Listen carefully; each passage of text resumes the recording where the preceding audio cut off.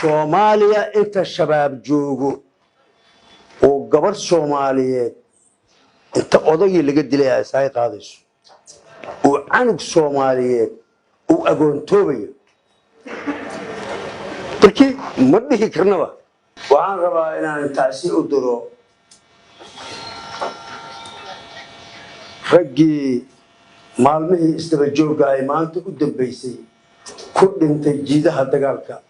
ayagoo horumar ka sameynaya saraakiisha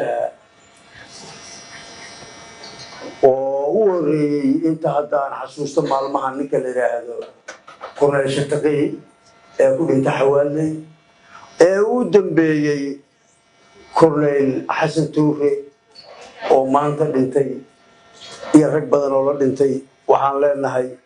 Ilaahay naxariistii jannaha ka waraabiyo dhammaanteena samir iyo iimaan hay naga siiyo waxaan aad maaragtay u xasuustaa ninka sarkaalka maanta la dilay iyo nin kale oo asna ciidanka danab ah ee la yiraahdo rag badan oo saraakiil ay ahaayeen laakiin waxa uu horeeyay ugu darajo sareeyay Idris Nilera dadka dhalinyarada oo marka da'dooda eegto iyo aqoontooda iyo geesinimadooda iyo aqyaarnimadooda runtii xusuus lagu reebay ahaayeen rag badan oo saraakiil oo ka bartay barigaas nin la yiraahdo Ducaale nin la yiraahdo Hebel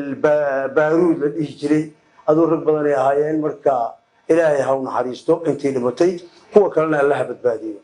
Soomaaliya inta shabaab joogo oo gabar Soomaaliyeed inta odagii laga dilay ay saay qaadayso oo canug Soomaaliyeed oo agoontoobayo markii ma dhihi karnaba damiirkuba nama siinayno ya damiirkuba nama siinayo inaan nafisno ma nasiinayo